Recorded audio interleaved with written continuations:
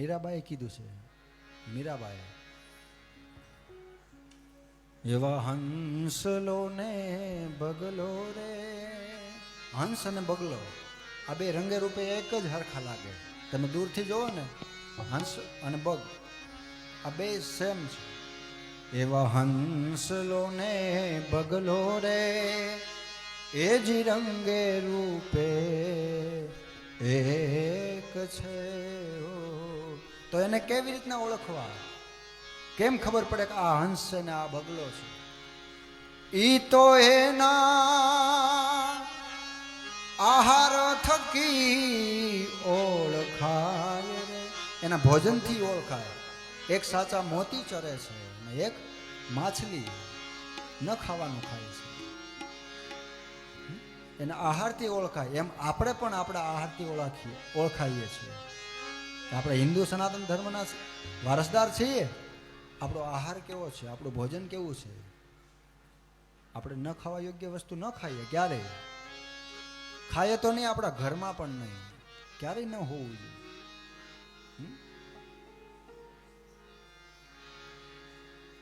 મોટા મોટા સિટીઓની અંદર અત્યારે હિન્દુ સંપ્રદાય એટલો કુમાર્ગે જઈ રહ્યો છે.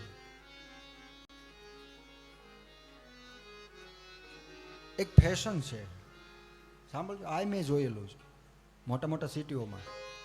એક ફેશન છે, નોનવેજ તો હોવું જ જોઈએ.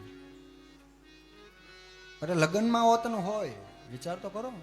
બોર્ડ માર્યું હોય નોનવેજ ને વેજ.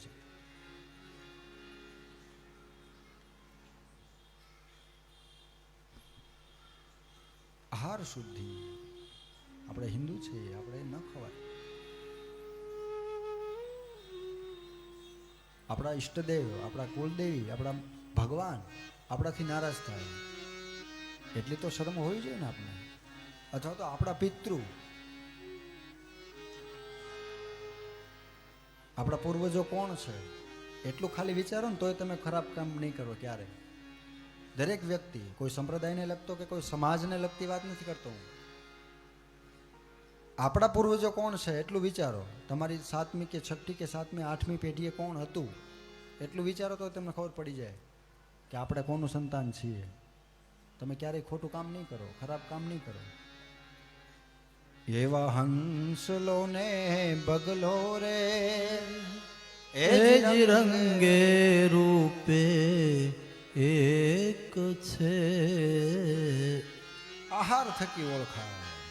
ઈ તો એના આહાર થકી ઓળખાય રે.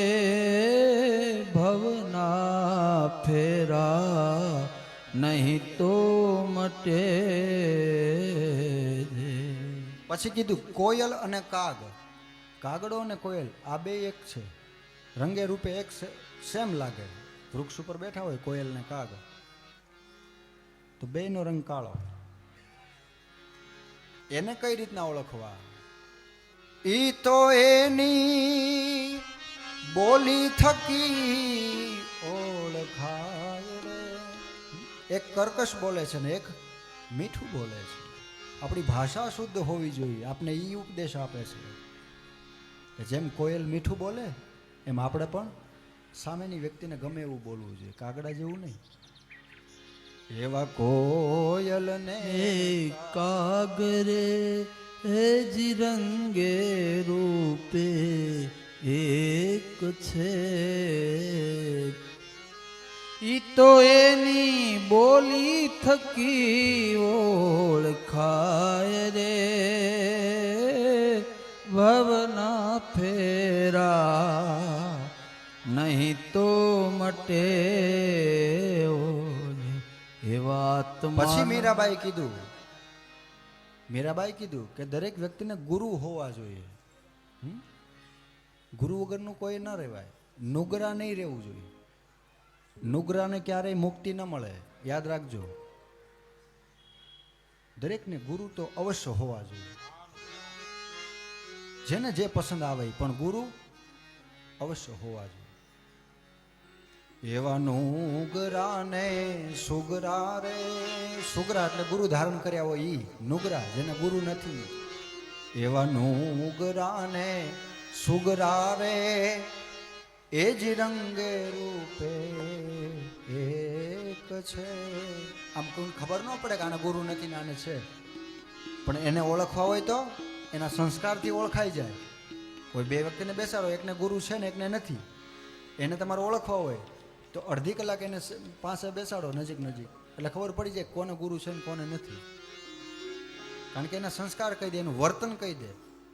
ઈ તો એના વર્તન થકી ઓળખાય રે. એના લખણ કહી દે. આપણે દેશી ભાષામાં વર્તન નહીં, લખણ. હું કહી દે? જેના લખણ અવળા હોય એ નુગરો છે. એનો કોઈ ગુરુ નથી, એને કોઈ ઉપદેશ નથી આપ્યો બેટા તારા આ ન કરાય, આ કરાય.